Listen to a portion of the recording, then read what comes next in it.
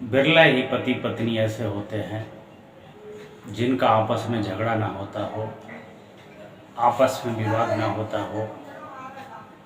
आपस में झगड़ा ना होना, विवाद ना होना पति पत्नी के लिए इससे बड़ा कोई सुख नहीं है, इससे बड़ा कोई सुख नहीं है। प्रत्येक पति पत्नी को भगवान शिव और पार्वती से सीखना चाहिए कि किस प्रकार वो एक दूसरे का समर्पण करते थे और किस प्रकार से वह एक दूसरे के प्रति अधीन रहते थे, नतमस्तक रहते थे। तभी उनका परिवार और उनका दाम्पत्य जीवन इतना सुंदर था, इतना सुशील था। हर एक व्यक्ति को उनके चरित्र से, उनके रहन सहन से, उनके आचरण से सीख लेनी चाहिए। शिव और पार्वती जहाँ जाते थे दोनों एक साथ जाते थे और जब भी बातचीत करते थे, कोई सलाह करते थे तो दोनों एक दूसरे के साथ बैठकर प्रेम से करते थे। भगवान शिव अपनी पत्नी को हमेशा देवी कह के संबोधित करते थे और देवी पार्वती अपने पति को हमेशा देवादि महादेव कह के बुलाती थी। ऐसा उनका प्रेम था। इसी प्रेम की वजह से देवों में सबसे बड़े देव महादेव कहे गए हैं। इसीलिए उनको हर कोई महादेव कहता है। हर एक स्त्री को चाहिए कि वो घर से बाहर रिश्तेदारी में जाए, किसी अनुष्ठान में जाए तो एक बार पति धर्म का पालन करते हुए पति की आज्ञा अवश्य ले। पति की आज्ञा के विरुद्ध जो स्त्री जाती है उसको जीवन में बहुत दुख मिलता है। देवी पार्वती भगवान शिव की इच्छा के विरुद्ध अपने मायके को जाती हैं।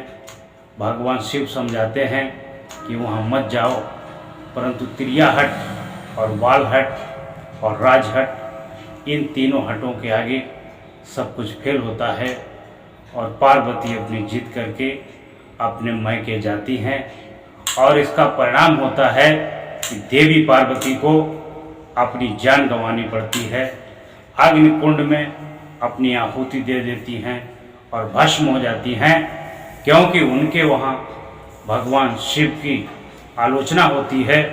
अब वो पति की आलोचना बर्दाश्त नहीं करती हैं और अग्निकुंड में जाकर के अपने को आत्मदाह कर लेती हैं, अपने प्राण दे देती हैं। भगवान शिव को पता लगता है कि उनकी देवी सती ने हमारे प्रति कहे गए कट शब्दों की वजह से अपने प्राणों की आहुति दे दी है। भगवान शिव क्रोधित होते हैं और क्रोध में ही अपनी ससुराल जाते हैं, अपने ससुर का सर काट देते हैं।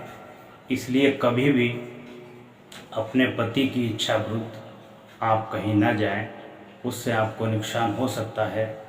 और पति भी इस बात को ध्यान रखे कि अगर पत्नी किसी काम के लिए मना करती है, कहीं जाने के लिए मना करती है, तो पति का भी दायित्व बनता है कि वह पत्नी की बात माने और वहाँ ना जाए।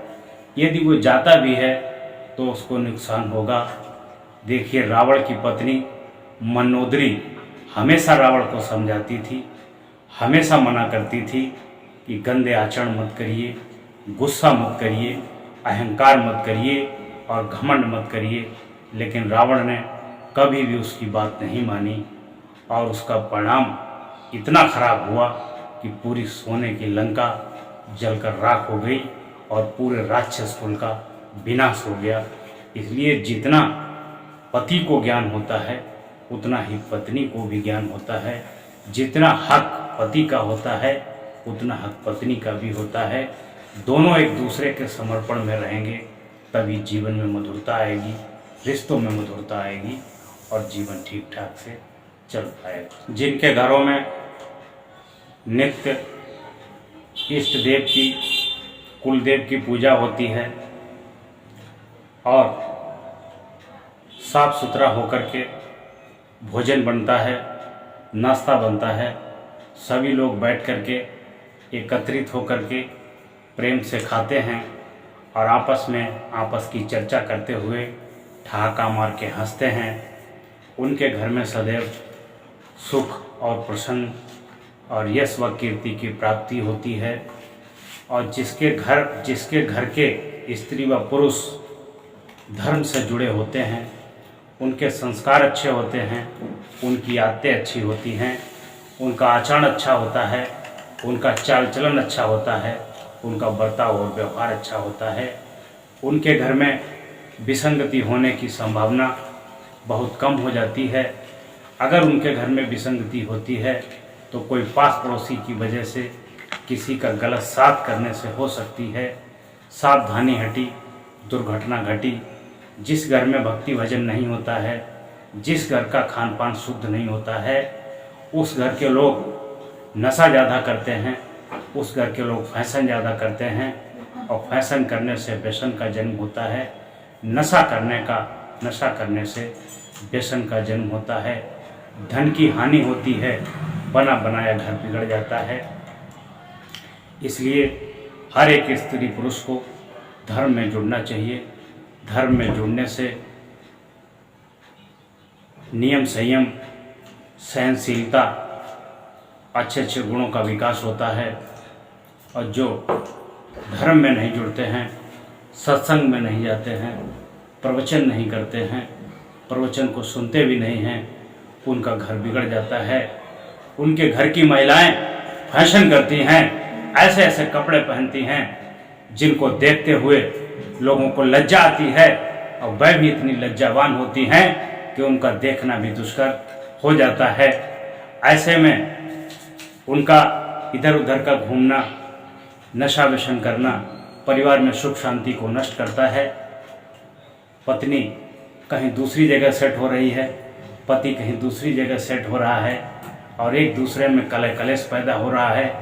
घर में रात रात बेडरूम में झगड़ा होता है, कोई बेड पर पड़ा है तो कोई फर्श पर पड़ा है। पूरी पूरी रात रो रो कर कटती है और कटने के बाद सुबह होते ही समाज की वजह से शर्म से आंसू पोंछ लेते हैं। कहते हैं बाहर वालों को ना पता चले। अरे जिंदगी को नरक बना दिया है। अच्छे अच्छे गुण पैदा करिए, अच्छे अच्छे संस्कार पैदा करिए। आपके घर में, आपके परिवार में, आपके पड़ोस में आपका गुरु, आपका कोई पारिवारिक सदस्य ऐसा होना चाहिए जो बुद्धिमान हो, विवेकवान हो और उसकी बात हर कोई मानता हो और उसकी बात आखिरी बात होती हो। अगर वो समझाए तो उसकी बात भी सुननी चाहिए और उसकी बात भी माननी चाहिए। लेकिन ऐसे दुराचारी और मूर्ख लोगों को कोई समझा भी नहीं सकता है, क्योंकि जितना इस नालायक को समझाओगे उतना नालायक बिगड़ेगा और क्या कह देगा, हमें मत सुनाओ, हम किसकी नहीं जानते हैं, हम किसको नहीं जानते हैं। मेरे आगे बात करे कौन साफ सुथरा है और कौन दूध का धुला हुआ है।